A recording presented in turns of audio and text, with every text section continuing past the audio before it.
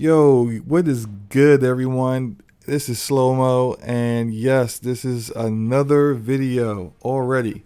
And I am getting into Fire Emblem Three Houses with this video. And just right off the bat, I'm just going to tell you, I'm a big strategy RPG fan. My very first strategy RPG was Final Fantasy Tactics. Amazing story, not an easy game whatsoever. Just great game, loved it, and that was my kind of first entry into this kind of RPG, this kind of game. In more recent years, I've played through XCOM multiple times. I have XCOM on every platform that I currently own.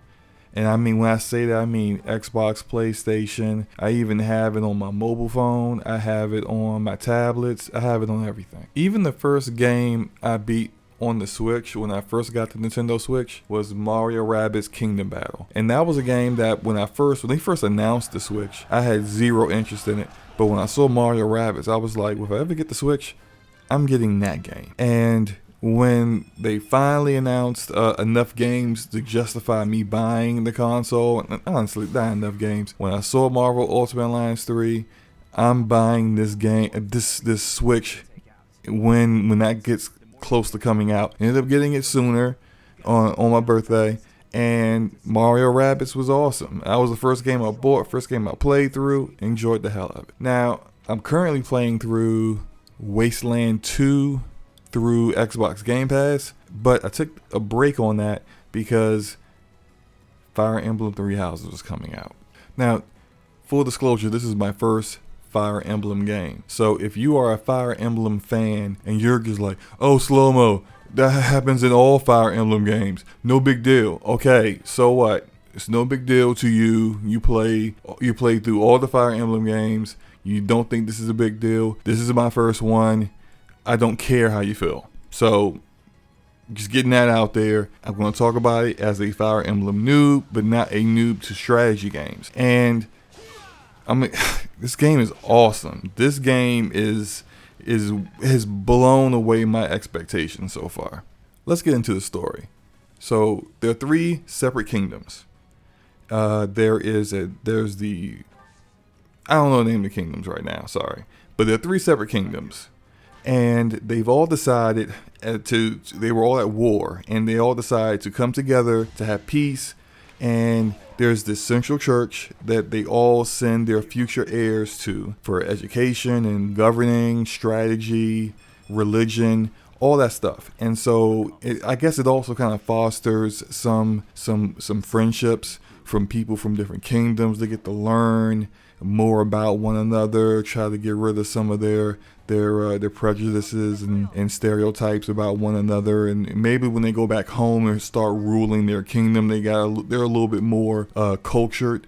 As you could probably guess, it doesn't work out that way, but it's a good attempt. It's a good attempt. I like the backstory to this. You have side characters in this story that are just so well thought out. They're not flat or poorly written as you see in a lot of games and even in a lot of movies. These are very, very deep characters with layers. They have their own motivations.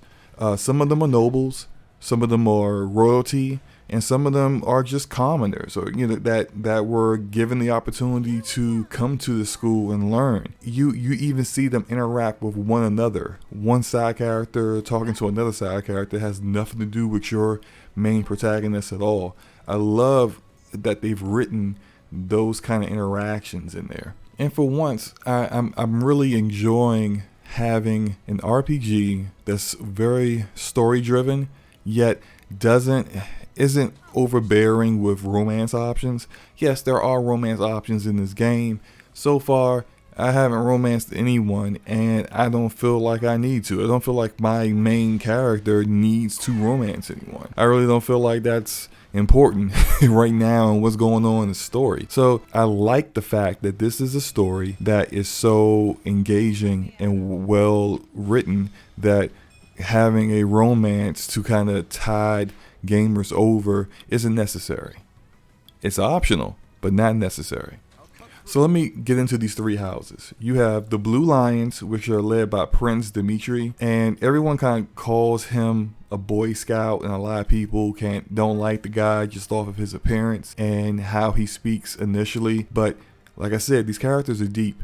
He is not the Boy Scout that people think he is. He has a lot of layers. I'm not going to do any spoilers. Don't worry about that. But if you've been avoiding choosing the Blue Lions because you think Dimitri is boring, think again. Give them a shot. They're really, really enjoyable. I have been using the Blue Lions, and I chose them because I thought they were the least interesting out of the three houses. And I said, I'm going to play this multiple times, so let me just get the least interesting house out of the way, and then I'll get to the more interesting ones, and then like my replayability would just, each playthrough would get better. But so far, they've beat my expectation. I've enjoyed the people, the side characters within this house, and Dimitri as well. So yeah, that's the Blue Lions. The next I'm going to talk about is the Black Eagles. They're led by Princess Edelgard, who has a pretty fiery personality. I like her competitiveness. Whenever there's a mock battle or anything, like she's brimming full of confidence and throwing insults and mocking everyone else. Her personality is pretty awesome. And then there's the Golden Deer, which are led by a noble named Claude. And he doesn't lack any confidence himself. He's just overflowing with personality. He's probably one of the coolest characters in the game. But yeah, you have these three houses that you can choose from.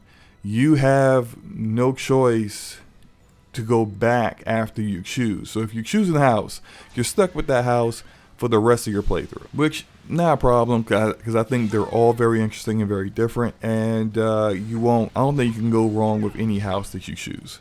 And so that leads me into actual combat. So like I said before, this is a strategy RPG. Typically, most of these have permadeath. And in this game, there is the option to not do permadeath, but I think you should. That will be classic mode with permadeath enabled. Definitely do that.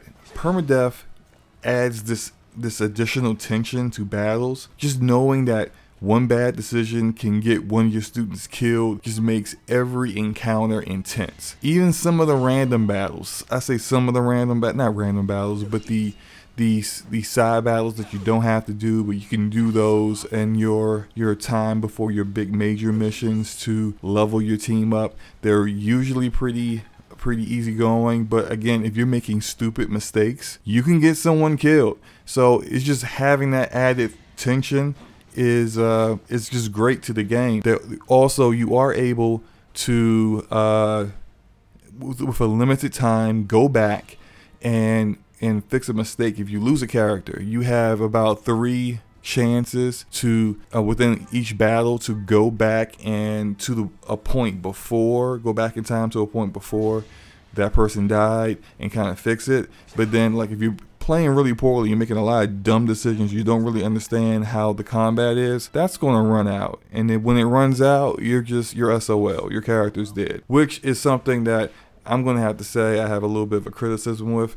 In my first mission, I lost 2 people and I wasn't paying attention. That's my fault. And how the going back in time mechanic worked. Realized that after the battle, but it was too late. And I lost 2 people. Losing 2 people doesn't change the story whatsoever. And it's weird because that person's dead, but everyone just goes on about their life like nothing happened. And that dead person even shows up in some portions of the story where they shouldn't be there. So this person is dead, and then they just show up like, hey, and they're just talking to you, and you're talking to them like they're not dead. It's just like, what is happening here? There's even one time, it was pretty hilarious, one of my dead characters, his father shows up at the school, and he's like, yeah, I'm looking for this character. I'm not going to say his name. And then my main protagonist, my character's choices are, he's in his room, and he went out. And I'm like, this is pretty funny. Because he's not in his room, and he did go out, but he just never came back. So it's like, yo, like, we just lying to parents about their dead kids now? Is this what we doing at school? Just weird. But I know wasn't intentional. It just seemed hilarious and humorous on my side as the gamer.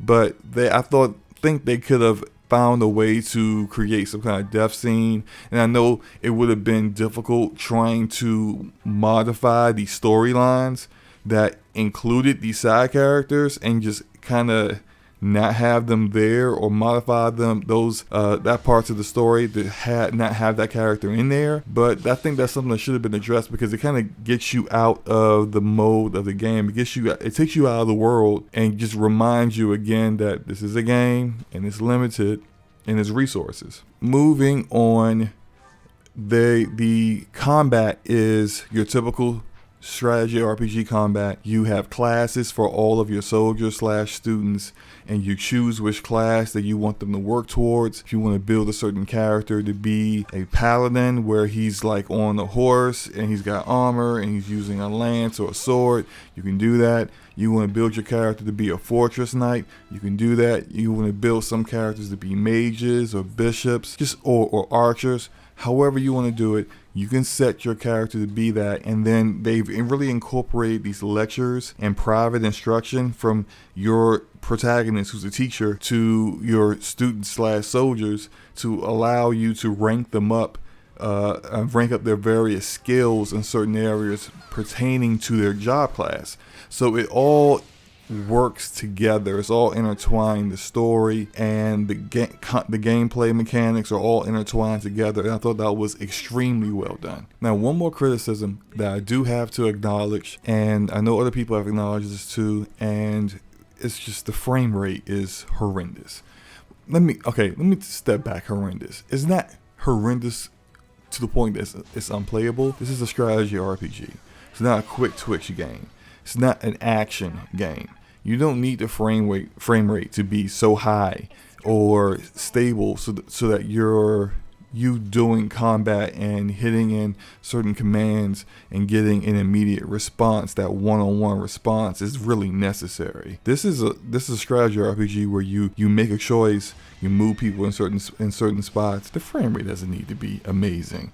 It's never an issue in battle. It only comes up when you are at the central church / school and you're going around to various areas. The frame rate drops horribly sometimes. I notice it mostly when I'm in the cathedral on the first floor, and then when I go to the second floor as well. It's just really, like, it gets almost like my character's running in molasses, and it's just really weird sometimes. It's really very unfortunate, but it's not the biggest issue whatsoever. It's not that bad, but it's bad. So overall, I'm enjoying this game more than any other game I've played this year. And I haven't even finished my first playthrough, and I can say that.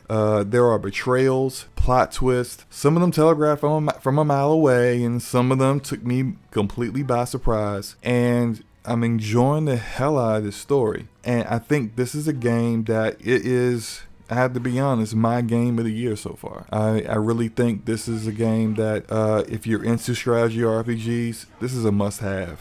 Like, I would buy a Switch for this game. If you were into this kind of game and you don't have a Switch, pick one up for it. You will not be disappointed. If you're already on the Switch and you're not fully into this genre, I still recommend giving it a shot. It's probably one of the best you will find in this genre within the last couple of years, so you may actually really enjoy it. If you're open-minded to that, it may surprise you. So that's my video. I'm sorry it is a little long-winded, but like I said, I'm really enjoying this game, so I had a lot to say. Hit the like button if you enjoyed the video.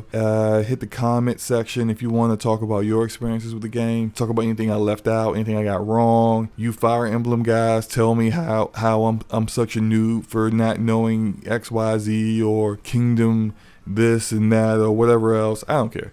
But just let me know how you guys feel about the video, and you guys have a great day. Peace.